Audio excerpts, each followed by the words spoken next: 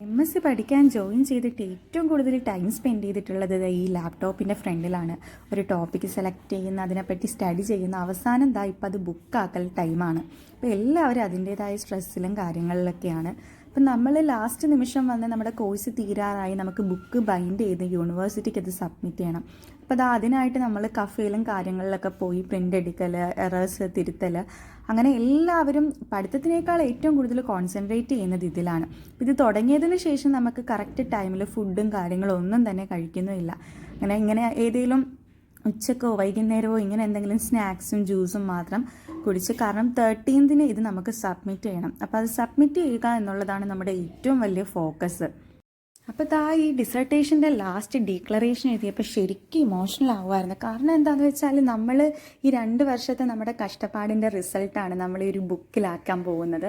മാത്രമല്ല, നമ്മൾ ഇന്ന് ഈ നിലയിലെത്താൻ നമ്മൾ ട്രൂലി ബ്ലെസ്ഡ് ആണ്. മറ്റു പലർക്കും കിട്ടാത്ത കാര്യമാണ് നമുക്ക് കിട്ടിയിട്ടുള്ളത്. അപ്പോൾ അതുകൊണ്ടിട്ട് നമ്മുടെ പാരൻസിനും അതേപോലെ തന്നെ ഗൈഡിനും ഫ്രണ്ട്സിനും ഒക്കെ ഒരു താങ്ക്സ് പറയുന്നത്. മാത്രമല്ല, ഞാൻ അവർക്കൊരു എൻ്റെ ഗൈഡിനും കോ ഗൈഡിനും ചെറിയൊരു ഗിഫ്റ്റും കൂടെ വാങ്ങിച്ചിട്ടുണ്ട്. വാച്ചാണ് 2 പേർക്കും വാങ്ങിച്ചത്. ഒന്ന് ജോക്കർ ആൻഡ് വിച്ച്, ഒന്ന് സൊനാറ്റയുടെ ആയിരുന്നു. അങ്ങനെ ലാസ്റ്റ് ഡേ നമ്മൾ ബുക്ക് സബ്മിറ്റ് ചെയ്യാൻ വേണ്ടി പോവുകയാണ്. അപ്പോൾ അതിന് വേണ്ടിയിട്ട് ഞാൻ സ്പെഷ്യലായിട്ട് വാങ്ങിച്ച ഡ്രസ്സാണ് ഇതും മിന്ത്രയിൽ നിന്നാണ് ഓർഡർ ചെയ്തത്. നല്ലൊരു കോട്ടൺ കുർത്ത സെറ്റായിരുന്നു. അഫോർഡബിൾ പ്രൈസാണ്. അപ്പോൾ അതിൻ്റെ കളറായിരുന്നു അതിൻ്റെ ഹൈലൈറ്റ്.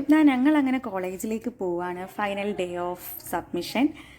മാത്രമല്ല, ഇന്ന് ഞങ്ങളുടെ ലാസ്റ്റ് പ്രസൻറ്റേഷൻ കൂടാണ്. ഈ 2 വർഷത്തെ പ്രസൻറ്റേഷനിൽ അവസാനം നമ്മുടെ സ്റ്റുഡൻറ്റ് ലൈഫിലെ ലാസ്റ്റ് പ്രസൻറ്റേഷൻ കൂടാണ്.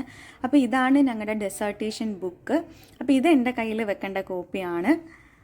അങ്ങനെ എൻ്റെ സ്റ്റുഡൻറ്റ് ID കാർഡ്, എന്താ പറയണ്ടേ, 2 ഇയർ ജേണി, MSc ലൈഫ്, അത്രയും ഞാൻ ആഗ്രഹിച്ചിട്ടുള്ള ഒരു കാര്യമായിരുന്നു. അപ്പോൾ നമുക്കൊരു ആഗ്രഹം ഉണ്ടെങ്കിൽ നമ്മൾ അതിന് എഫേർട്ടും എടുത്ത് അതേപോലെ തന്നെ നമ്മൾ ദൈവത്തിനോട് പ്രാർത്ഥിക്കുകയാണെന്നുണ്ടെങ്കിൽ അത് നടക്കുമെന്നുള്ള ഏറ്റവും വലിയ എക്സാമ്പിളാണ് ഈ ബുക്ക് ഇന്നിപ്പോൾ എൻ്റെ കയ്യിലിരിക്കുന്നത്.